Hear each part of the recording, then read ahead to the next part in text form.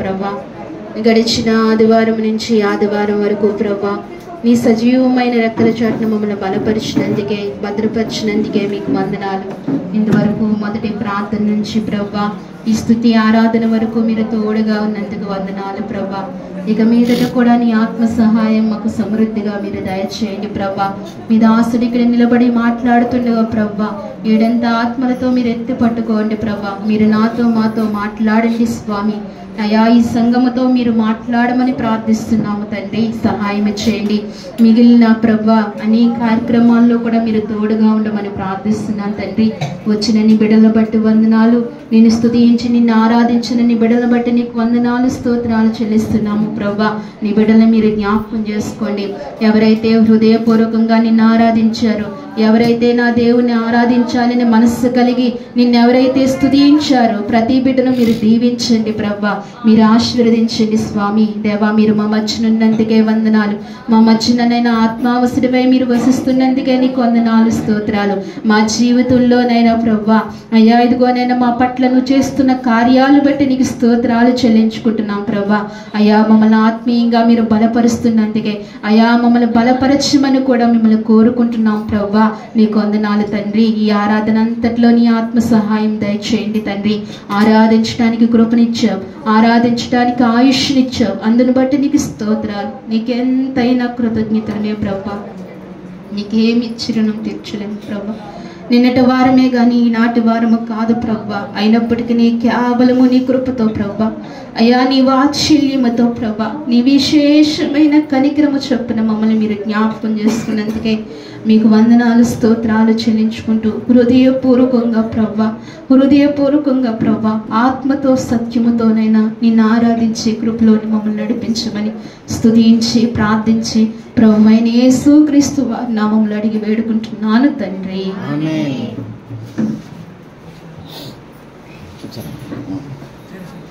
అందరం కూర్చుందాం అండి. ప్రతి ఒక్కరు కూర్చుందాం.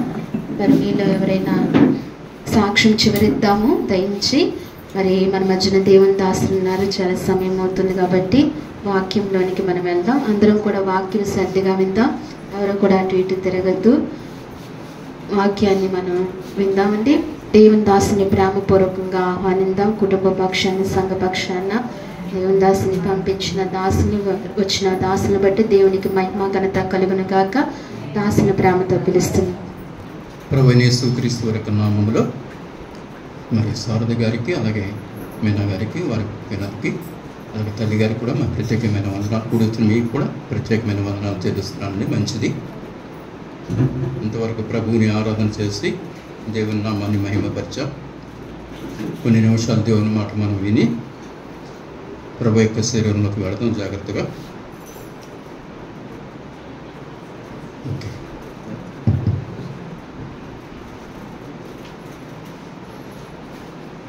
ఇంతవరకు మరి దేవుని యొక్క సన్నిధిని మనం అనుభవిస్తూ వచ్చాం.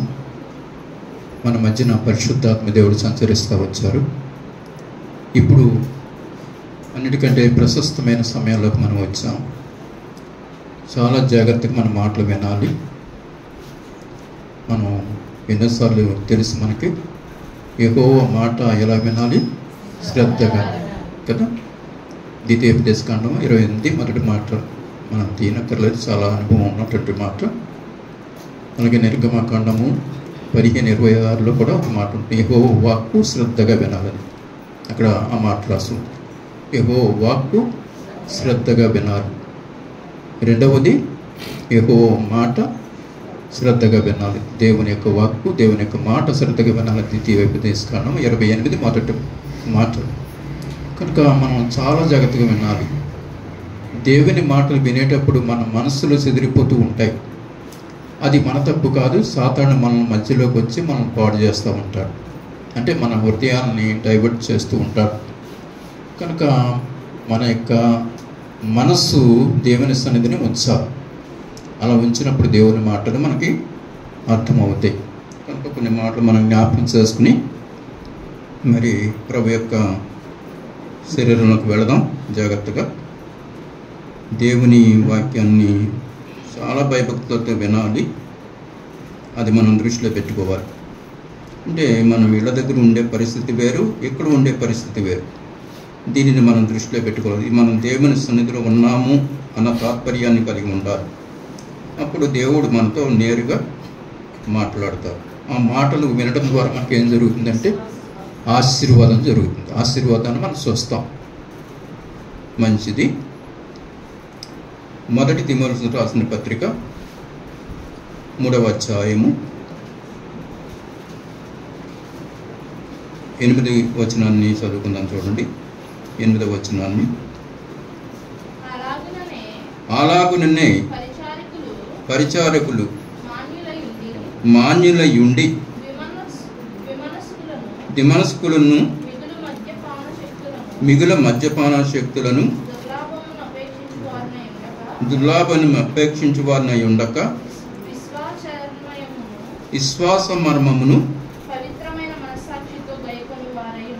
పవిత్రమైన మనస్సాక్షితో గైకొని వారై ఉండవలని. సరిపోతుందండి. ఈ మాటను మనం చిన్న మాట మనం ప్రార్థన చేసుకుందాం. కళ్ళు మూసుకున్నట్లయితే, అలాగే తలలు వంచి కళ్ళు మూసుకున్నట్లయితే చిన్న మాట ప్రార్థన చేసుకుందాం. ప్రేమ కలిగిన మా తండ్రి, పరిశుద్ధుడు అయిన మా ప్రభువా, మీ పరిశుద్ధ నామానికి వందనాలు స్తోత్రాలు చెల్లించుకుంటున్నాం.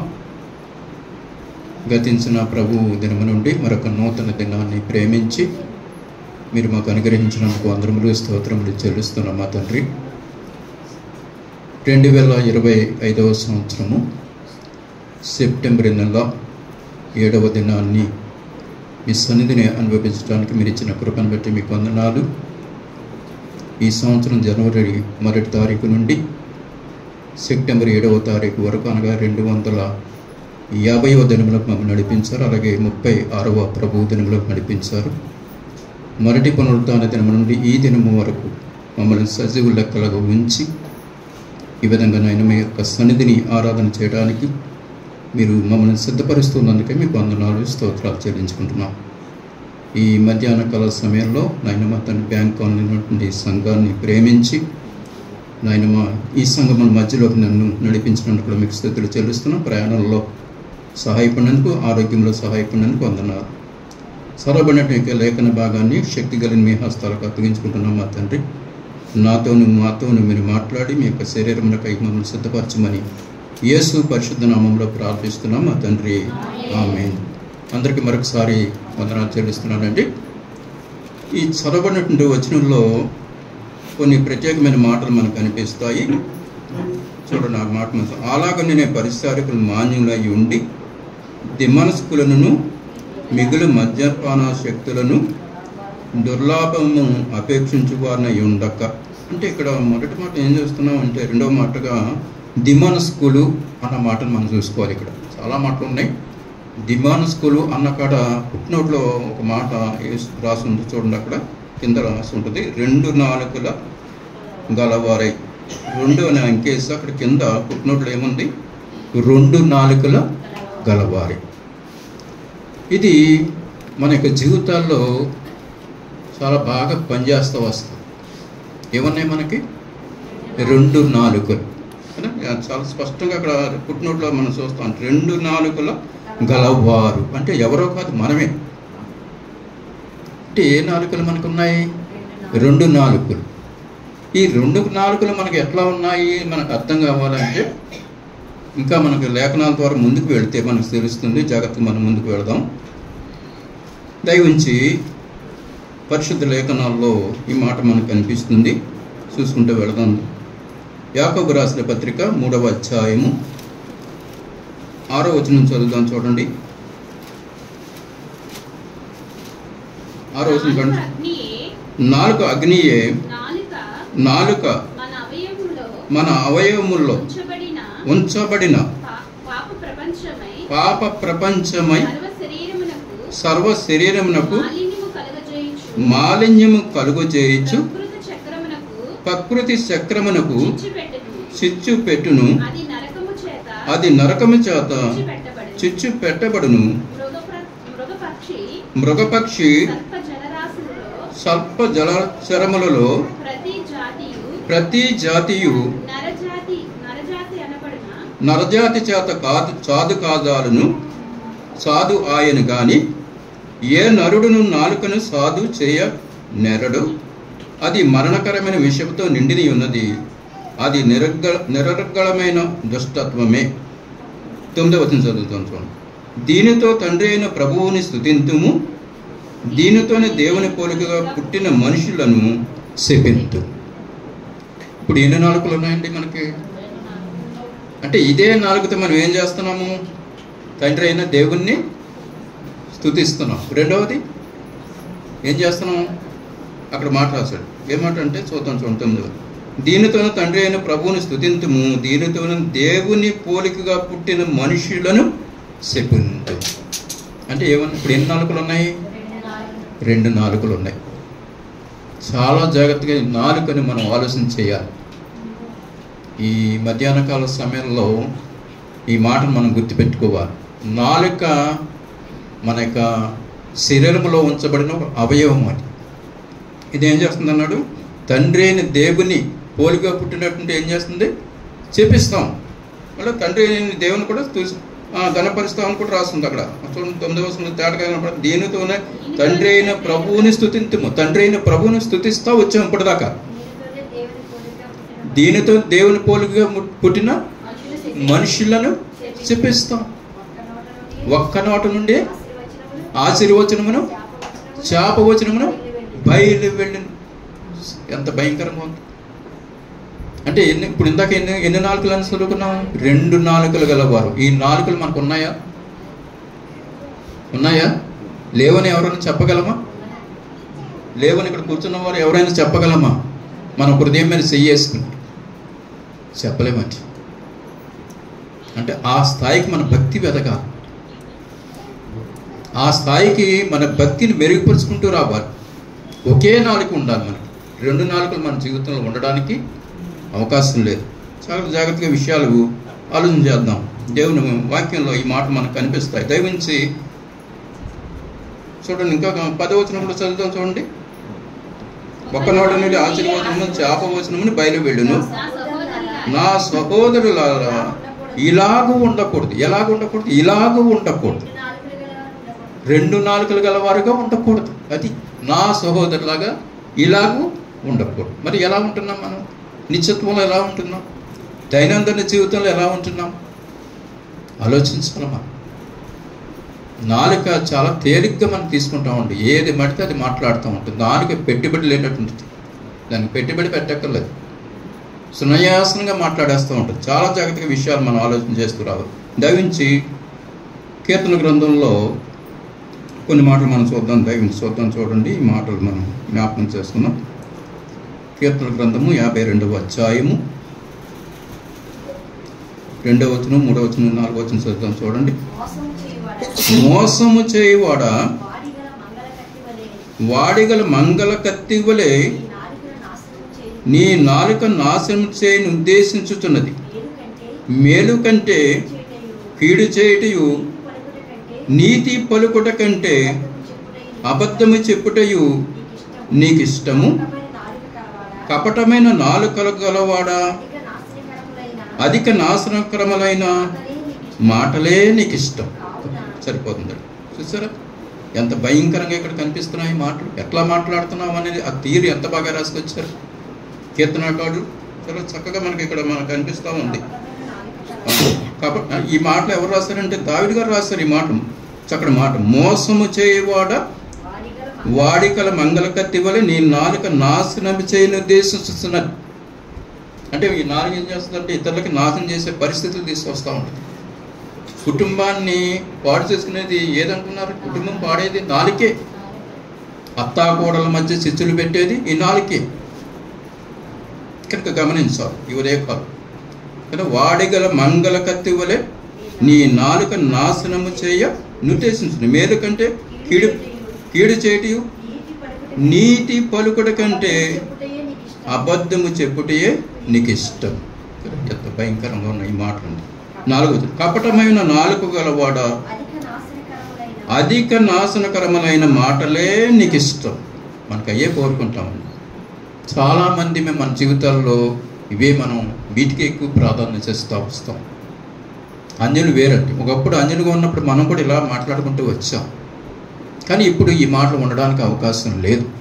చాలా జాగ్రత్తగా మనం ఆలోచన చేస్తూ రావాలి. ఇంకా మనం ముందుకు వెళ్తే ఈ మాటలను ఎన్నోసార్లు మనం చదువుకుంటూ వచ్చాము. అయినా మరొకసారి చూద్దాం. చూడండి, రోమాకు రాసిన పత్రిక దయచేసి త్వరగా చూసుకుంటూ మనం వెళదాం. 3వ అధ్యాయము, రోమాకు రాసిన పత్రిక 3వ అధ్యాయము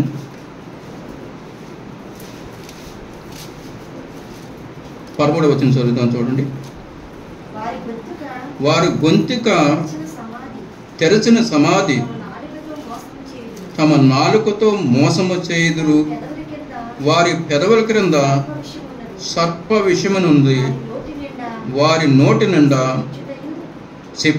చెప్పించుటయు పగయు ఉన్నవి. సరిపోతుందండి. రోమాకు రాసిన పత్రిక 3వ అధ్యాయము 13వ వచనం. వారి గొంతుక తెరచిన సమాధి తమ నాలుకతో మోసము చేయుదురు, వారి పెదవుల క్రింద సర్ప విషయమునుంది, వారి నోటి నిండా శపించడయు పగవియు ఉన్నవి. ఇవి మనకు ఉండకూడదు. శపించే వచనం ఎప్పుడూ రాకూడదండి మన నోటి నుండి. ఎప్పుడు దీవెనకరమైన మాటే రావాలి. శాప వచనం మన నోటి నుండి బయలు వెళ్ళకూడదు. కానీ శపించుటయు, ఎప్పుడైతే యేసుక్రీస్తు ప్రభుని రక్తంలో కడగబడినామో అప్పుడు మన మాటలు చాలా బాగుండాలి. అలా ఎట్లా పడితే అట్లా మాట్లాడడానికి అవకాశం లేదంట. ఇంకా కొంచెం ముందుకు వెళితే దయవించి జ్ఞాపకం చేసుకుందాము. కీర్తన గ్రంథము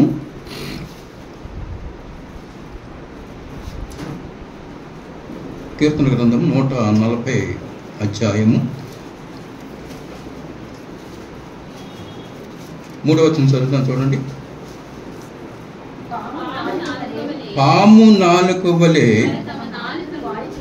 వారు తమ నాలుకలను వాడి చేదురు, వారి పెదవుల క్రింద సర్ప విషయం ఉంది. సర్ప విషయం కదా. ఈ మాట ఎంత భయంకరంగా ఉంది, ఎంత భయంకరంగా ఉంది మాట. ఆలోచించాలి ఒకసారి. పాము నాలుకల వరే వారు తమ నాలుకలను వాడి చేదురు, వారి పెదవుల క్రింద సర్ప విషయం ఉంది. పాముకి ఎన్ని నాలుకలు ఉంటాయండి? 2 నాలుకలు ఉంటాయి. అవునా? అలాగే మన జీవితాల్లో కూడా ఎన్ని ఉన్నాయి? ఇప్పుడు 2 ఉన్నాయి.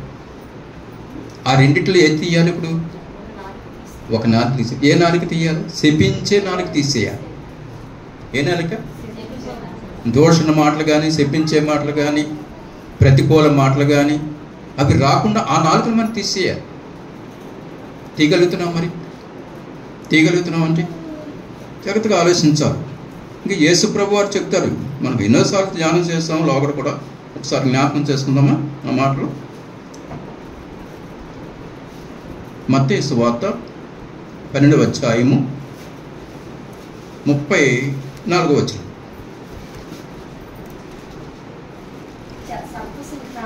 సర్ప సంతానమా, మీరు చెడ్డవారై ఉండి ఎలాగు మంచి మాటలు పలుకగలరు?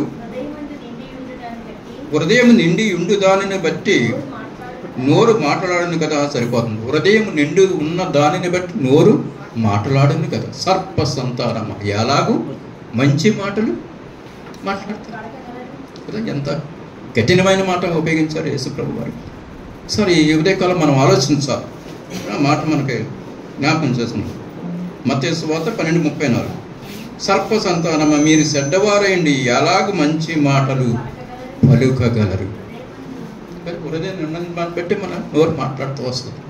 అంటే లోపల స్వభావము వేరే ఉంటుంది, పైకి వేరే మాటలు వస్తాయి. ఎంత భయంకరం చూసారు.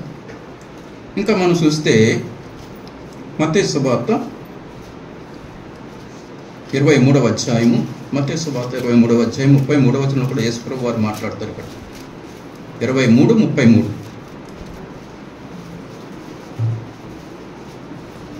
సర్పములారా, సర్ప సంతానమా, నరక శిక్షను మీరు ఎలాగూ తప్పించుకుంటారు. ఏమని మాట్లాడుతున్నారు మనుషుల గురించి? సర్పములారా, సర్ప సంతానమా. ఎంత కఠినమైన మాట ఉపయోగించారు. ఎవరి గురించి మాట్లాడుతున్నారు? మనల్ని గురించి. సర్పములారా, సర్ప సంతానమా. కనుక ఈ ఉదయకాలం మనం ఆలోచించాలి. అంటే మన యొక్క శరీరంలో ఈ నాలుక ఏ విధానంలో పనిచేస్తూ ఉంది అంటే యేసు ప్రభు వారిని విశ్వసించిన తర్వాత ప్రభువు రక్తంలో కడగబడిన తర్వాత మన నాలుక చాలా పవిత్రంగా ఉంచుకోవాలి, చాలా పవిత్రంగా దాన్ని కాపాడుకుంటూ రావాలి. అందుకనే కొన్ని మాటలు మనం చూసుకుంటూ వెళితే దేవుని వాక్యాలు మనకు కనిపిస్తాయి. జాగ్రత్తగా మాట మనం చూద్దాం చూద్దామంటే ఒకసారి యేసు ప్రభు వారు ఎట్లా మాట్లాడారో ఒకసారి మనం దేవుని వాక్యంలో చూద్దాం. లూకా రాసిన సువార్త గ్రంథము కొన్ని మాట మనం చూసుకుని ప్రభు శరీరంలోకి వెళదాం జాగ్రత్తగా. లూకా రాసిన సువార్త గ్రంథము 4వ అధ్యాయము 22వ వచనం చదువుకుందాం. చూడండి. అప్పుడు అందరూ ఆయనను గూర్చి సాక్ష్యం ఇచ్చుచు ఆయన నోట వచ్చిన దయగల మాటలకు ఆశ్చర్యపడి ఈయన యేసేపు కుమారుడు కాడా అని చెప్పుకొని చూడగా ఎలా మాట్లాడారంట ఆయన మాటలు ఎట్లా వచ్చినాయంట చూడండి. అప్పుడు అందరూ ఆయనను గూర్చి సాక్ష్యం ఇచ్చుచు ఆయన నోట నుండి వచ్చిన దయగల మాటలకు, ఆయన మాటలు ఎలా వచ్చినాయంట? దయగల మాటలు. ఇప్పుడు మన మాటలు ఎట్లా ఉండాలి? దయగలిగిన మాటలు రావాలి. ఇతరులకి దయగలగా. ఎస్తేరు మాట్లాడితే రాజుకి ఏం కలిగింది? దయ పుట్టింది. మరి అలా మాట్లాడగలుగుతున్నాం మనం. ఇంకొక మాట కూడా జ్ఞాపకం చేసుకుందాం. కీర్తన గ్రంథంలో 45వ కీర్తనలో ఒక మాట ఉంటుంది, చక్కటి మాట. మనకి ఎన్నోసార్లు జ్ఞాపకం చేసుకుందాం, అయినా ఒకసారి మనం చూద్దామండి. ఒకసారి కీర్తన గ్రంథం 45వ అధ్యాయంలో ఒక శ్రేష్టమైన మాట కనిపిస్తుంది. చూద్దాం చూడండి. అక్కడ 2వ వచనం చూద్దాం చూడండి. నరుల కంటే నీవు అతి సుందరుడివై ఉన్నావు, నీ పెదవుల మీద దయారసము పోయబడి ఉంది. ఇప్పుడు మనం పెదవుల మీద ఏముండాలి? దయారసము పోయబడి రావాలి. ఎందుకు మనం మాట్లాడితే ఇతరులకి ఏం పుట్టాలి? దయ పుట్టాలి, దయారసం పోయబడాలి. ఈ దయారసం పోయబడాలంటే ఎవరి దగ్గర ఉండాలి? ప్రభువు దగ్గర ఉండాలి. ప్రభు సన్నిధిలో ఉంటే దయారసం మనకు వస్తుంది. ఊరికనే రాదు, దేవుని సన్నిధిలో కనిపెట్టాలి, దేవుని సన్నిధిలో గడపాలి, దేవుని సన్నిధిలో వాక్యం చదవాలి, దేవుని సన్నిధిలో ప్రార్థన చేయాలి, దేవునితో సహవాసం చేయాలి. అప్పుడు మన పెదవులకు ఏమొస్తుంది? దయారసం వస్తుంది. అంతవరకు దయ రాదు. మనం దయగా మాట్లాడడం కూడా అది మన వల్ల అవ్వదు, మనకు సాధ్యం కాదు కూడా. కనుక జాగ్రత్తగా మీ మాటలు మనం జ్ఞాపకం చేసుకుందాం. దయవించి మన నోరు ఎట్లా ఉండాలో దేవుని వాక్యం నుంచి మనం చూస్తూ ఉన్నాం. ఎలా మాట్లాడాలి అనేది ఇక్కడ తీరు చూస్తాం. ఇంతవరకు మనం చూసినటువంటి రెండు నాలుకల గురించి సర్ప సంతానం అనే మాటలు మనం చూసుకుంటూ వచ్చాం. అయితే ఇప్పుడు మన నోరుతో ఏం మాట్లాడాలి, ఎట్లా మాట్లాడాలి? దయగల మాటలు మాట్లాడాలి. మనం మాట్లాడితే ఇతరులకు దయ రావాలి, ఆనందం రావాలి, సంతోషం రావాలి. అలాంటి విధంగా మనం మాట్లాడుతూ రావాలి. దయవించి సామెతల గ్రంథంలో కొన్ని మాట మనం చూసుకుందాం జాగ్రత్తగా. ఎన్నోసార్లు మనం ధ్యానం చేస్తూ ఉంటాం, కానీ దాన్ని ఏం చేస్తూ ఉంటే మర్చిపోతూ ఉంటాం. సామెతలు 10:11.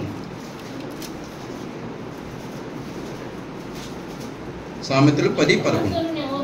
నీతిమంతుని నోరు జీవపు ఓట, భక్తిహీనుల నోరు బలాత్కారమును మరుగుపరచును. ఎలా ఉండాలంటే మన నోరు, నీతిమంతుని నోరు జీవపు ఓట. ఈ మాట మనం తీసుకోవాలి. భక్తిహీనుల నోరు మనకు అక్కర్లేదు. ఇక్కడ మనం పై మాట జ్ఞాపకం చేస్తున్నాం. నీతిమంతుని నోరు జీవపు ఓట. మన నోట్లో జీవ రావాలి అంటే జీవముతో కూడిన మాటలే రావాలి. వేరే మాట రావడానికి అవకాశము లేదు. మనం ఈ నోటితో అలాంటి మాటలు పలకాలి. ఎట్లా పలుకుతున్నాం అనేది గమనిస్తూ రావాలి. చాలా జాగ్రత్తగా విషయాలు మనం ఆలోచన చేస్తూ ఉన్నాం. దయవించి ఇంకొక మాట మనం జ్ఞాపకం చేసుకుందాం. ఏ మాటలు మాట్లాడాలని మనం చూస్తూ ఉన్నాం. ఎట్లా మాట్లాడాలి, మన జీవితం ఎట్లా ఉండాలి, దాన్ని ఎలా నడిపించుకోవాలి అనేది మనం చూస్తూ ఉన్నాం. యోహాను రాసిన సువార్త గ్రంథము 6వ అధ్యాయము. యోహాను రాసిన సువార్త గ్రంథము 6వ అధ్యాయము 63వ వచనం.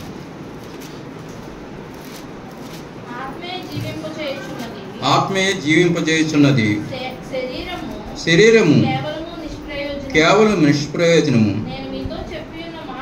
నేను మీతో చెప్పి ఉన్న మాటలు ఆత్మయు జీవమై ఉన్నవి కానీ సరిపోతుంది. నేను మీతో చెప్పే మాటలు ఎలా ఉన్నాయట? ఆత్మయు జీవమునై. అంటే మన లోంచి ఏమరగాలి? ఆత్మతో కూడిన మాటలే మాట్లాడాలి, జీవంతో కూడిన మాటలే మాట్లాడాలి. ఎందుకంటే మన నాలుక, మన శరీరం, మన అవయవాలను ఏం చేశారు? యేసు ప్రభు వారు తన రక్తంతో కడిగేస్తారు. కడిగేసిన తర్వాత మన నాలుగుకి వేరే మాటలు రాకూడదు. ఇతరులు దూషించే మాటలు కానీ, హానికరమైన మాటలు కానీ, మరి పనికి మాలిన మాటలు కానీ, ఇటువంటి మాటలు మన జీవితాలు శపించే మాటలు కానీ అసలు ఎప్పుడు కూడా రాకూడదు. ఏ పరిస్థితుల్లో కూడా రాకూడదు. ఏదైనా చిన్న చిన్న తగాదాలు వచ్చినా మన మాటలు తీరు బాగుండాలి. ఆ విధంగా మనం జాగ్రత్తగా నడుచుకోవాలి. ఇంకా కొన్ని మాటలు మనం జ్ఞాపకం చేసుకుందాం. దయవించి సామెతల గ్రంథము 13వ అధ్యాయము, సామెతలు 13:14 చూద్దాం. చూడండి. జ్ఞానుల ఉపదేశము జీవపు ఓట. జ్ఞానుల ఉపదేశము జీవపు ఓటట. అంతే కదా? ఎంత గొప్ప మాట ఇక్కడ చూస్తూ ఉన్నాం. ఎంత అద్భుతమైన మాట. అంటే మనం మాట్లాడితే ఎట్లా మాట్లాడాలి? జ్ఞానం కలిగి మాట్లాడుతూ రావాలి. ఆ జ్ఞానం కలిగిన మాట ఏమవుతుందట? జీవపు ఓట ఉంటుందట. అక్కడ రాశాడు, జ్ఞానుల ఉపదేశము జీవపు ఓట. అలా ఉపదేశం చెప్పడం ఏమవుతుంది? జీవంతో ఉన్నటువంటి ఓటగా ఉంటుంది. చాలా జాగ్రత్తగా విషయాలు ఆలోచన చేస్తారు. సామెత గ్రంథంలో ఇంకొక మాట కూడా ఉంటుంది. మనకు ఎన్నోసార్లు మనం వింటా వస్తాం, కానీ ఏంటంటే మనం దృష్టిలో పెట్టుకోలేము ఆ మాట. సామెత గ్రంథం 31:26 తీసుకున్నాం. జ్ఞానము కలిగి తన నోరు తెరచును, కృపగల ఉపదేశము ఆమె బోధించు. ఎంత గొప్ప మాటలండి ఈ మాటలు. మరి జ్ఞానం కలిగి మన నోరని తెలుస్తున్నామా? ఎంత మంచి మాట కదా, ఎంత మంచి మాట కదా. సామెతలు 31:26 మనం చూస్తూ ఉన్నాం. జ్ఞానము కలిగి తన నోరు తెరచును, కృపగల ఉపదేశము ఆమె బోధించును. ఇలా ఉండాలి. బయటికి మనం అన్యులుగా అంటే అన్యుల్లోకి వెళ్ళినప్పుడు, ఇప్పుడు అన్యుల శాస్త్రం మనం అన్నీ మానేసాం, ప్రభువుని అంగీకరించాం. ప్రభువుని అంగీకరించిన తర్వాత ఒకే నాలుగు ఉండాలి, 2 నాలుగులు ఉండడానికి అవకాశం లేదు. ఇప్పుడు యేసు ప్రభు వారి యొక్క జ్ఞానం మన యొక్క హృదయాలను నింపుకుని ఆ జ్ఞానంతో కొన్ని మాటలే బయటకు రావాలి. అది అందులో ఉన్న భావం. అందుకని ఇక్కడ జ్ఞానము కలిగి తన నోరు తెలుసు. మనం కూడా ఏం చేయాలి? యేసు ప్రభు వారి యొక్క జ్ఞానాన్ని మనం నింపుకొని ఆ జ్ఞానంతో కొన్ని మాటలే మాట్లాడుతూ రావాలి. ఈ ఉదయకాలం ఆలోచించాలి. ఎంత లోతైన మాట కదా. జ్ఞానము కలిగి తన నోరు తెరచు, కృపగల ఉపదేశము ఆమె బోధించు. అలా బోధించే వరకు ఉండాలి. ఏది పడితే అలాగా మనం నడవకూడదండి. చాలా జాగ్రత్తగా విషయాలు ఆలోచన చేస్తూ రావాలి. సామెతల గ్రంథము 15వ అధ్యాయము మనం చూసుకుంటూ ముందుకు వెళ్దామండి. సమయానికి ముగించుకుందాం. సామెతల గ్రంథము 15వ అధ్యాయము 1వ వచనాన్ని చదువుతాం. చూడండి. మృదువైన మాట క్రోధము చల్లార్చును, నొప్పించు మాట పాపము రేపుని. ఎంత భయంకరం. సరిపోతుంది మాట. మృదువైన మాట క్రోధము చల్లార్చును. అంటే మన మాట ఎట్లా ఉండాలి? మృదువుగా రావాలి. అదేం చేస్తుందట? కోపాన్ని చల్లార్చుదట. ఎదుటివాడు కోపంగా మన దగ్గరికి వచ్చేసినప్పుడు, ఉగ్రుడే మన దగ్గరికి వచ్చినప్పుడు, మన మీద యుద్ధం చేయడానికి వచ్చినప్పుడు మనం ఎట్లా మాట్లాడాలి? మృదువుగా మాట్లాడటం నేర్చుకోవాలి. మృదువుగా, కఠినంగా మాట్లాడదు. వాడు కఠినంగా వచ్చి ఉగ్రుడే వచ్చినప్పుడు మనం కూడా కఠినంగా ఉండి మనం ఉగ్రులైపోతే ఇద్దరి మధ్య ఏమవుతుంది? అగ్ని మండిపోతుంది. అంతే, ఇంకా సమాధానం దొరకదు. అందుకని ఇక్కడ ఏమన్నా అక్కడ మృదువైన మాట క్రోధము చల్లార్చును, నొప్పించి మాట కోపము రేపును. ఒక మాట కూడా జ్ఞాపకం చేసుకుందాం. సామెతల గ్రంథంలో ఇంకో మాట ఉంటుంది. ఆ మాట మనం జ్ఞాపకం చేస్తుంది. ఒక మాట, అద్భుతమైన మాట సారీ ఉంది. ఆ మాట చూద్దాం. సారీ, మాట ఉంటుంది. ఆ మాట దయవించి జ్ఞాపకం చేస్తున్నాం. సరివేను చాలా చూద్దాం.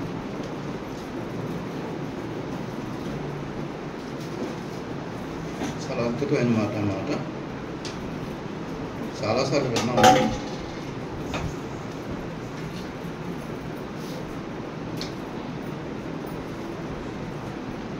ఇక్కడ మాట ఉంది.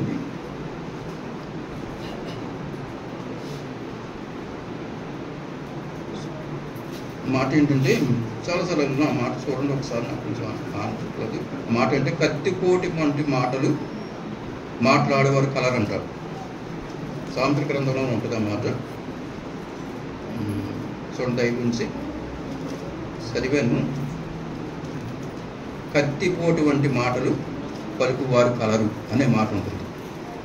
ఎన్నోసార్లు నేను చదివాను. సాంస్కృతిక గ్రంథంలోనే ఉంటుంది ఆ మాట. దయగురించి చూడండి ఒకసారి. చూడండి దొరికింది. చూడండి దయవించి 12వ అధ్యాయము తీసుకోండి. 12వ అధ్యాయం 18వ వచనం. కత్తిపోటి వంటి మాటలు పలుకువారు కలరు, జ్ఞానుల నాలుక ఆరోగ్యదాయకం. సరిపోతుందండి, ఇక్కడ మనకు సరిపోతుంది. కత్తిపోటు వంటి మాటలు పలుకువారు కలరు.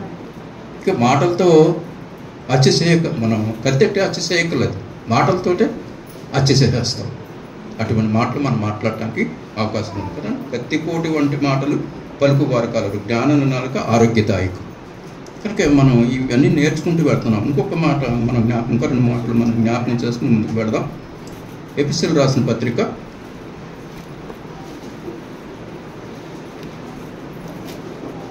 ఎఫెసీయులకు రాసిన పత్రికలో ఒక చక్కటి మాట ఉంటుంది. అపోస్తలుడు పౌలు గారు రాస్తారన్నమాట.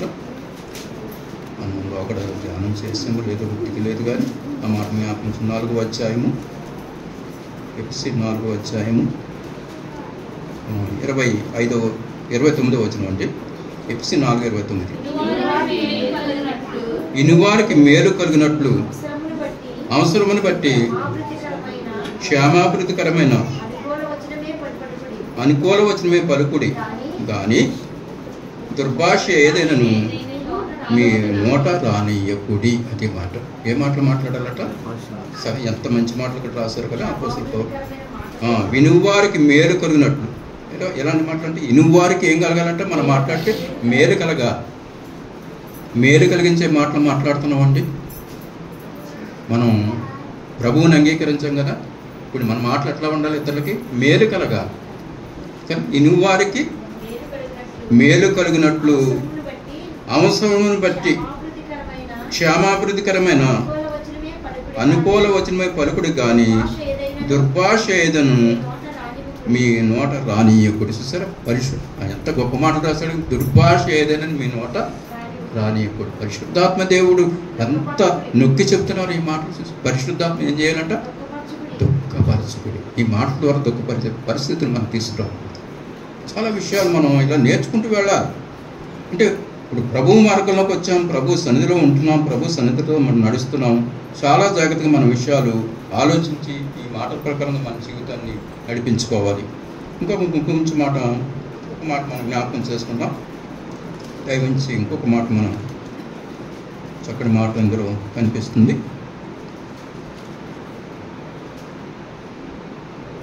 కొలసీలకు రాసిన పత్రిక ఆ మాట మనం జ్ఞాపకం చేసుకుందాం.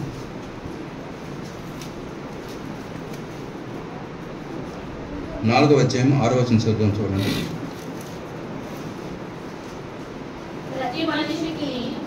ప్రతి మనుషునికి ఎలాగ ప్రత్యుత్తరం ఇవ్వవలెనో అది మీరు తెలుసుకున్నటకై మీ సంభాషణ ఉప్పు వేసినట్లు ఎల్లప్పుడూ రుచికలగాను కృపాసహితముగాను ఉండనీయుడు. సరిపోతుందట.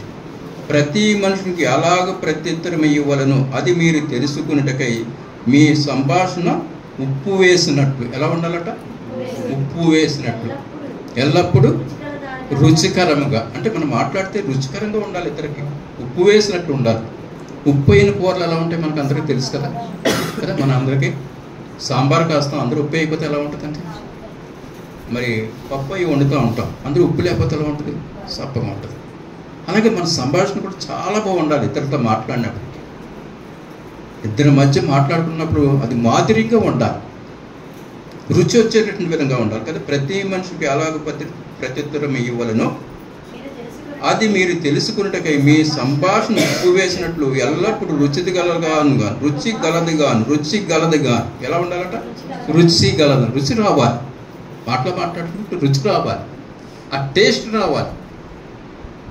మరి టేస్ట్ వచ్చేటటువంటి విధంగా మనం నాలుగులతో మాట్లాడుతున్నామంటే రక్షింపబడి చాలా సంవత్సరాలు అయిపోయింది కదా, చాలా సంవత్సరాలు అయిపోయింది. మరి ఎట్లా ఉంటుందో మన జీవితం?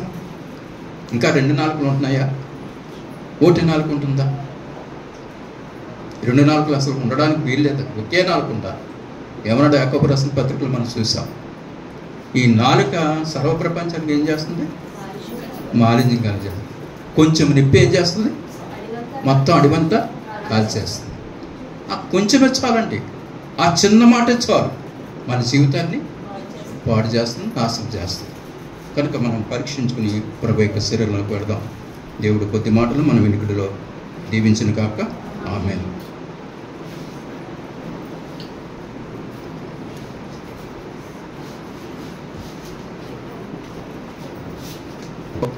దేవుడు మనతో మాట్లాడుతూ వచ్చా, ఆలోచన చేద్దాం.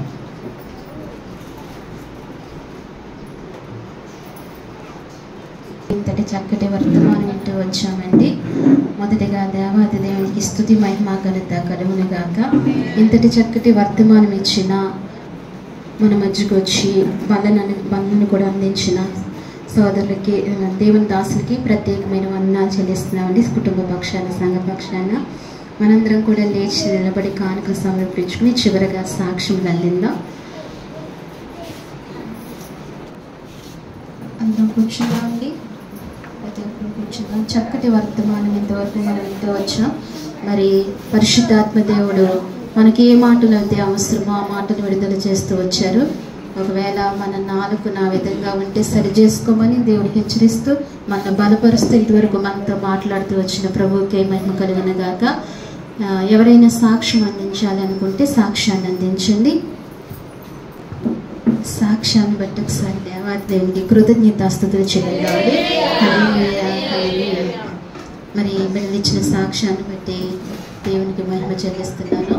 దుర్గ గారు ఇచ్చిన సాక్ష్యం, వారి కుమార్తె విషయంలో దేవుడు సహాయం చేసి మరి చక్కటి గర్భఫలాన్ని దేవుడు అనుగ్రహించారు. మంచి ఆరోగ్యం ఇచ్చి సులువైన ప్రసవతనిచ్చి చక్కటి బిడ్డను ఇవ్వాలని మీ అనుదిన ప్రార్థనలో జ్ఞాపకం చేసుకోండి.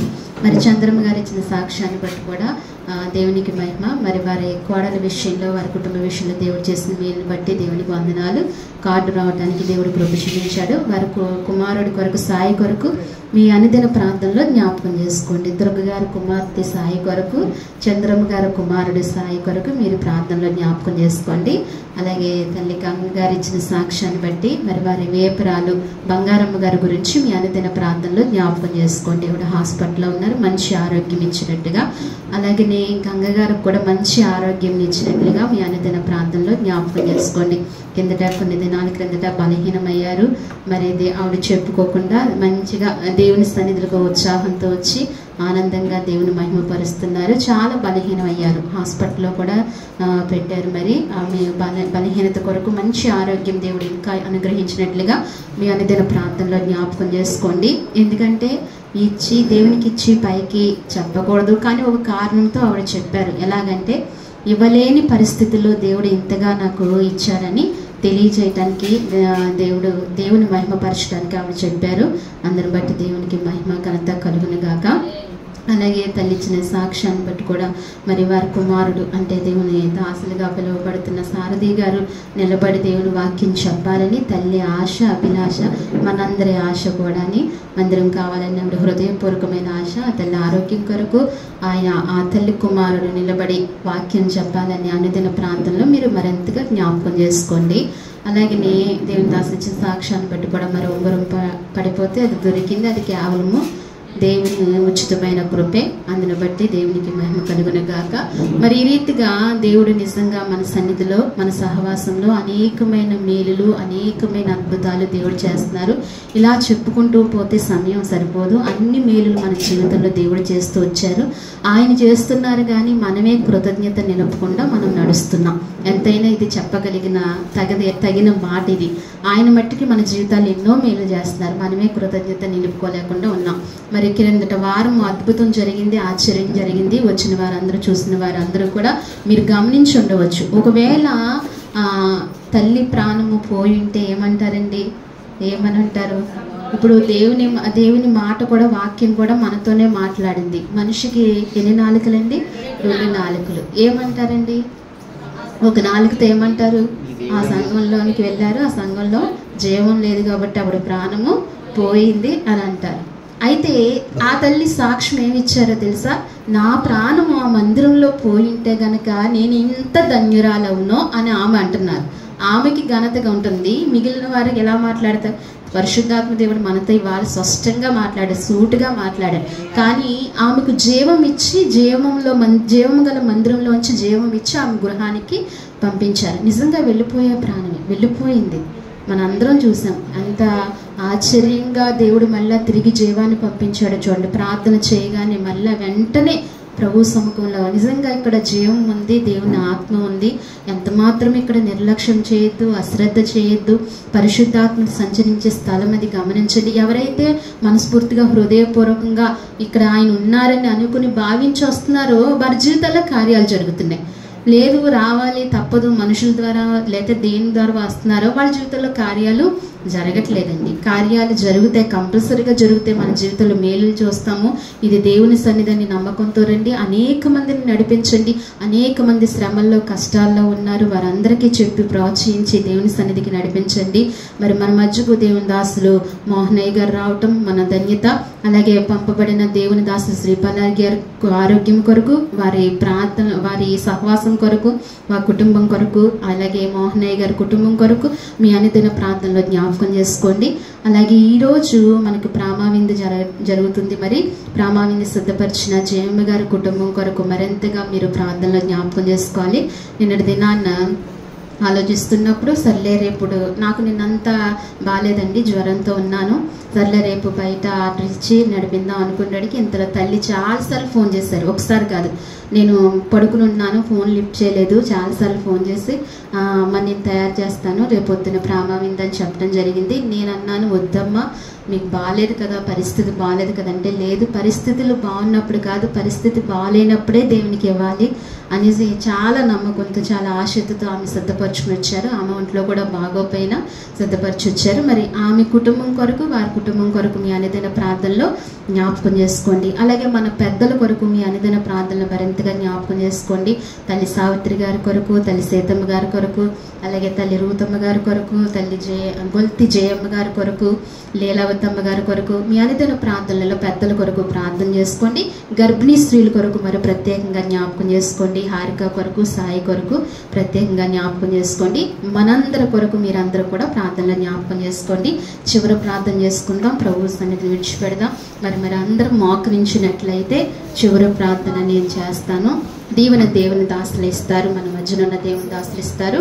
చివరి ప్రార్థనలో ఏకీభిందామండి. ఆయన సన్నిధండి నమ్మకంతో ఉంచుదాము, విశ్వాసంతో ఉంచుదాము. ప్రార్థనలో ఏకీభిందాం. మహాపరిశుద్ధమైన ప్రేమగల తండ్రి, మహాగణుడా, మహోన్నతుడా, సర్వాధికారి, సర్వ సృష్టికర్త, మీ ఘనమైన, ఉన్నతమైన, పరిశుద్ధమైన, దివ్యమైన నామానికి వందనాలు, స్తోత్రాలు చెల్లిస్తున్నాము ప్రభా. గడిచిన నా ప్రభు పరిశుద్ధ దినం నుంచి నా ప్రభు పరిశుద్ధ దినము వరకు మీ సజీవమైన, మీ బలిష్టమైన రెక్కల చాటున నన్ను మమ్మల్ని మీరు బలపరిచినందుకే మీకు వందనాలు, స్తోత్రాలు చెల్లించుకుంటున్నాము నాయన. అలాగేనే ప్రభు, ఇదిగో తండ్రి, ఇంతవరకు మొదటి ప్రార్థన నుండి ఈ చివరి ప్రార్థన వరకు నీ ఆత్మ సహాయం మీరు దయచేసినందుకే నీకు స్తోత్రాలు. ప్రతి కార్యంలోనూ మీరు తోడుగా ఉండి నడిపించారు, అందును బట్టి నీకు స్తోత్రాలయ్యా. ముఖ్యంగా మీరు మాతో మాట్లాడుతూ వచ్చారు. సంగమునకు కావలసిన మాటలు మీరు విడుదల చేశారు, నాతోనే మాట్లాడుతూ వచ్చారు ప్రభా. అయ్యా ఇదిగో మరి నాయన దిమస్కులు కలిగి ఉండకూడదని నువ్వు సెలవిస్తున్నావు ప్రభా. అయ్యా నీ మనస్సు కలిగి జీవించే కృపలోనికి నన్ను నడిపించండి, మమ్మల్ని నడిపించండి స్వామి. ఒకవేళ నైనా ప్రభువా పాముకు ఉండే నాలుకలు నాలో 2 నాలుకలు ఉంటే మాలో ప్రభువా దయించి మీరు క్షమించండి అయ్యా. ఇదిగో మరి ఆ శాపమునకు గురి కాకుండా నన్నునైనా మమ్మల్ని తప్పించమని మీ సన్నిధిలో ప్రార్థిస్తున్నాం ప్రభువా.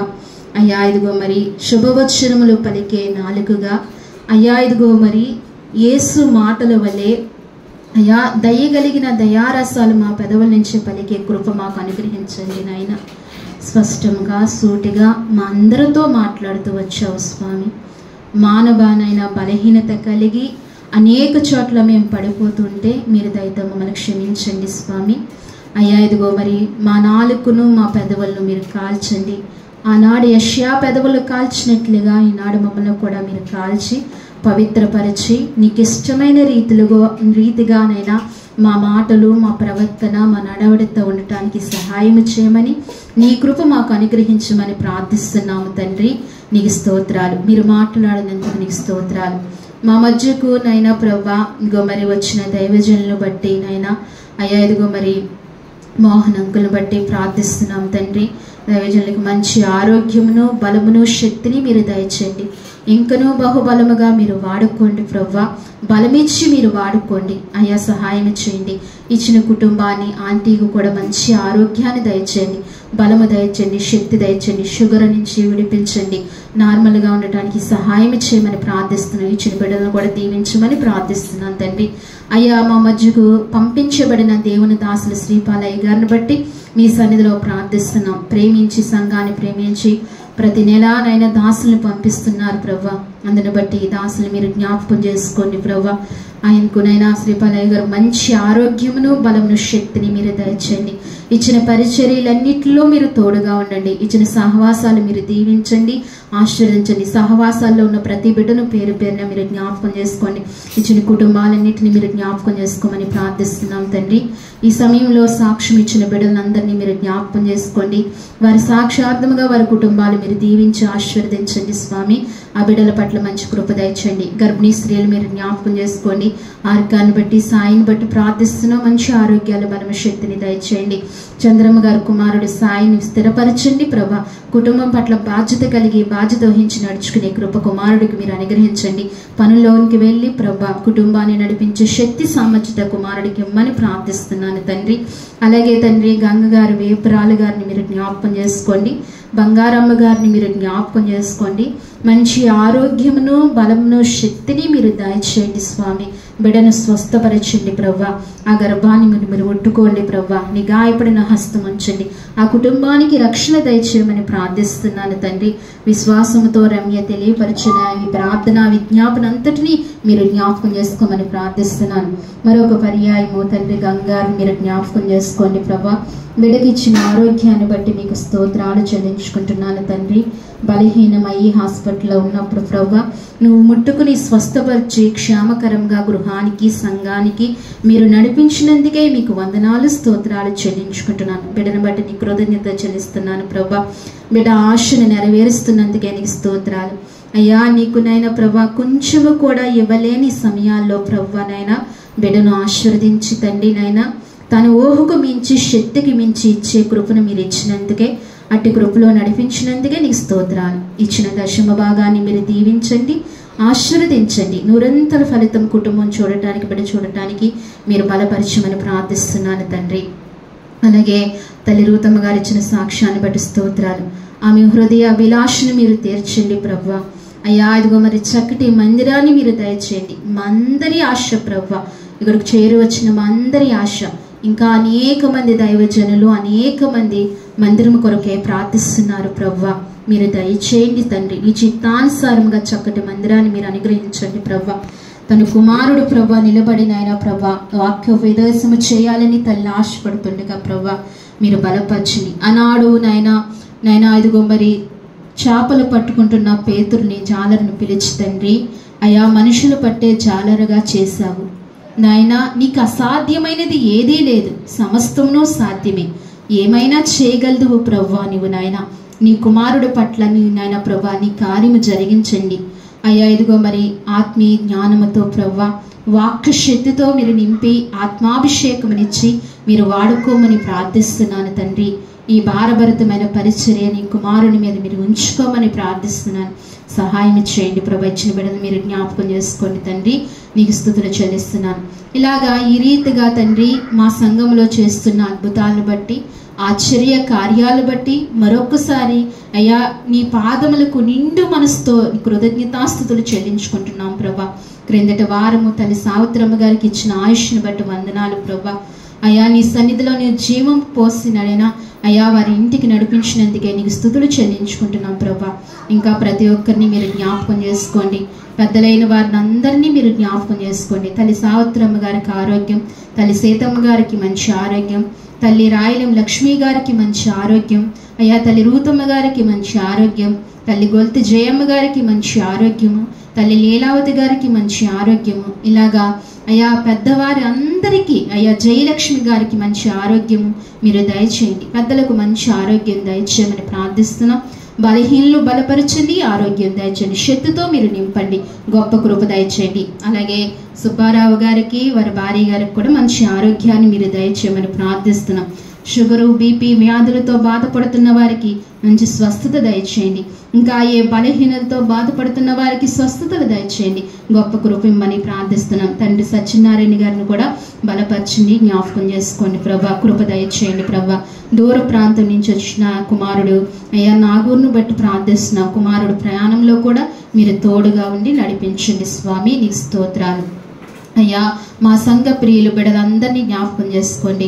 సోదరి వరలక్ష్మి గారికి కూడా మంచి ఆరోగ్యాన్ని మీరు దయచేయమని మీ సన్నిధిలో ప్రార్థిస్తున్నాం. ఇలాగా సంఘ అవసరతలన్నీ మీరు తీర్చండి ప్రభా. కృప దయచేయండి తండ్రి.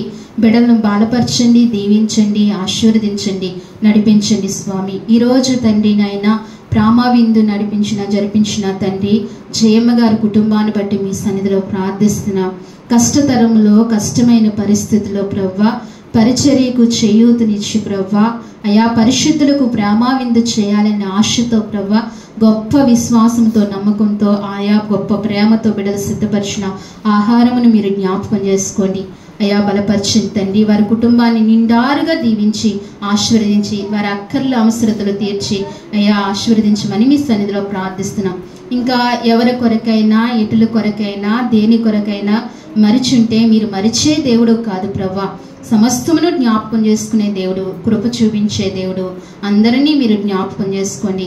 సోదరి లక్ష్మి గారిని అలాగే సోదరి అయ్యా ఇదిగో మరి నాయన ప్రభా రాజేశ్వరి గారిని ప్రభా, అలాగే ఇదిగో ప్రభా సౌభాగ్యని వారి తండ్రి గారిని, అలాగనే ప్రభా ఇదిగో మిల్లి రవణమ్మ గారిని ప్రభా, ఇంకా అనేక మంది ఇక్కడ చేరి వచ్చారు. బిడ్డలందరినీ పేరు పేరున మీరు జ్ఞాపకం చేసుకొని ప్రత్యేకంగా మున్నిని జ్ఞాపకం చేసుకోమని నీ సన్నిధిలో ప్రార్థిస్తూ నాయన నీకు కృతజ్ఞతాస్తుతులు చెల్లించుకుంటూ ఈ ఆరాధన అంతట్లో మీ ఆత్మ సహాయం చేసి నడిపించినందుకే నీకు వందనాలు చెల్లించుకుంటూ వాయిద్యాలు వాయించిన బిడ్డలను దీవించి ఆశీర్వదించమని పాటలు పాడిన వారిని, ప్రార్థించిన వారిని, ఆరాధించడానికి వచ్చిన వారిని అందరినీ మీరు జ్ఞాపకం చేసుకుని వాక్య పరిచర్యకు వచ్చిన దాసుల్ని ప్రత్యేకంగా మీరు జ్ఞాపకం చేసుకుని దీవించి ఆశీర్వదించి నీ కృపలో వర్ధల చేయమని ఈ పరిచర్య మా తుది స్వాస్య వరకు జరగటానికి కృప దయచేయమని అనేక మంది పరిచర్య ద్వారా రక్షింపబడి రాజ్య వ్యాప్తిలోనైనా ప్రవేశించడానికి కృప దయచేయమని ఎత్తబడే సంఘముగా ఇది ఉండటానికి కృప దయచేయమని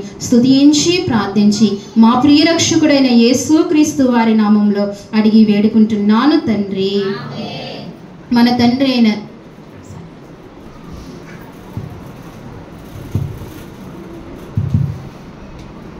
ఇందాక సారథి గారు ఒక మాట చెప్పారు కదా, నాకు ఒక మాట జ్ఞాపకం వచ్చింది. అదేం కాదు, పోయిన వారం అంతా కూడా ఇక్కడికి రావాలని ప్రార్థన చేస్తూ వచ్చాం. దేవుడు అనుకున్న రీతిగా ఇక్కడ నడిపించారు. దేవుని నామానికి మహిమ కలుగును గాక. పోయిన ప్రతిరోజు కూడా గడిచిన రోజులన్నీ కూడా వారం రోజులు వింటూ బ్యాంక్ కాలనీ వెళ్తే బాగుండు అనే అవకాశం కోసం ప్రార్థన చేస్తూ వచ్చాం. దేవుడు అనుకున్న రీతిగా ఇక్కడ నడిపించారు. దేవుని నామానికి మహిమ కలుగును గాక. మిమ్మల్ని అందరూ చూసే భాగ్యం కూడా దేవుడు నాకు దయచేశారు. మీ అందరికీ కూడా వందనాలు చెల్లిస్తూ చివరి ఆశీర్వాదం తీసుకుందాం. అందరూ కళ్ళు మూసుకున్నట్లయితే చివరి ఆశీర్వాదం తీసుకుందాం. ప్రేమ కలిగిన మా తండ్రి, పరిశుద్ధుడైన మా ప్రభువు, ఈ సమయంలో నేను కూడా వచ్చిన బిడ్డలందరినీ జ్ఞాపకం చేసుకోండి. పేరు పేరున ప్రతి ఒక్కరిని ఆశీర్వదించి దీవించండి. కుటుంబాలుగా వచ్చి ఉంటుండగా వారందరినీ నాయన మీరు ప్రేమించి మీ జీవంతో నాయన తండ్రి మీ ఆశీర్వాదంతో వీళ్ళకి నడిపించమని ప్రార్థన చేస్తూ నేను మమ్మల్ని అందరినీ కూడా నాయన మీ చేతికి అప్పగించుకుంటూ యేసు పరిశుద్ధ నామములో ప్రార్థిస్తున్నాం మా తండ్రి, ఆమేన్. ఆశీర్వాదం తీసుకుందామండి. మన తండ్రి అయిన దేవుని ప్రేమ, మన ప్రభు అయిన యేసు క్రీస్తు వారి యొక్క కృప, పరిశుద్ధాత్మక అన్యోన్య సహవాసము ఇక్కడున్న సంఘ ప్రియులకును ఈ సంఘానికి అలాగే తెలుగు రాష్ట్రాల్లో ఉన్న సంఘాలకును యావత్ ప్రపంచంలో ఉన్న సంఘాలకన్నిటికీ తోడైండు నడిపించును గాక. ఆమేన్, ఆమేన్.